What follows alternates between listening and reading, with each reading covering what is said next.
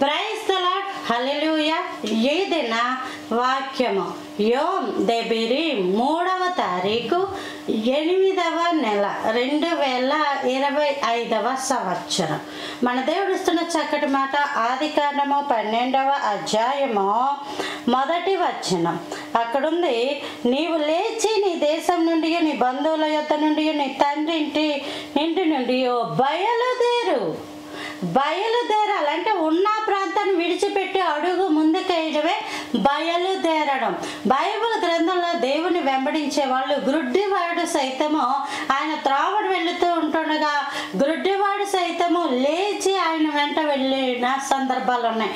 మరలా ఎవరు అతనిని చేయి పట్టుకొని తీసుకొచ్చి అతని స్థలంలో కూర్చోపెడతారు అంటే, ఈరోజు నీవు ఆలోచిస్తున్న విషయం ఏంటంటే, బయలుదేరు అంటే నువ్వు ఉన్న స్థలము ఎక్కడ పడిపోయావో అక్కడ, ఎక్కడ కూలబడిపోయావో ఆ స్థితి నుంచి, ఎక్కడ చితికిపోయావో ఆ పరిస్థితి నుంచి ఆత్మానుసారంగా దేవుని యొక్క సహాయంతో నీవు బయలుదేరాలి.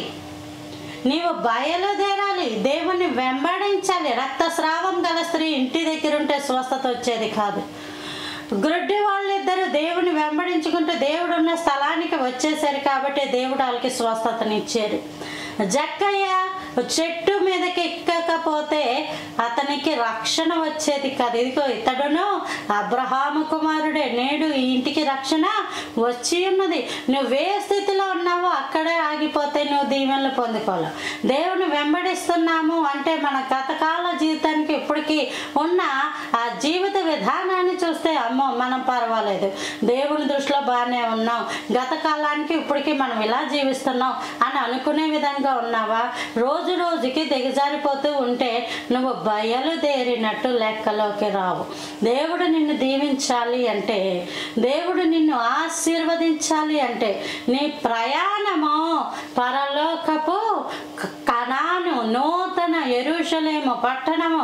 కాబట్టి నూతన యెరూషలేము పట్టణానికి సిద్ధపడుతున్న మనము బయలుదేరే అనుభవంలో ఉండాలి. యాత్ర ఎప్పుడు సాగిపోతూనే ఉండాలి, ఆగిపోకూడదు. ఎర్ర సముద్రం ఎదురుగా ఉన్నప్పటికీ దేవుడు మోషేని ఏమన్నాడు? సాగిపో అన్నాడు. దేవుడు ఆపితే ఆగాలి, దేవుడు వెళ్ళమంటే వెళ్ళాలి. నీ ఆత్మీయ ప్రయాణానికి దేవుడే అధికారి తప్ప నీకు ఇష్టమైనప్పుడు వెళ్ళడం, ఇష్టం లేనప్పుడు మానేయడం అలా కాదు. దేవుని దృష్టిలో నువ్వు బయలుదేరిన అనుభవంలో ఉండాలి, సిద్ధపడిన అనుభవంలో ఉండాలి, సిద్ధపాటుతో కూడిన జీవితంలో ఉండాలి. అట్టి కృప దేవుడు నీకు అనుగ్రహించిన కాక. Praise the Lord. ఆమేన్.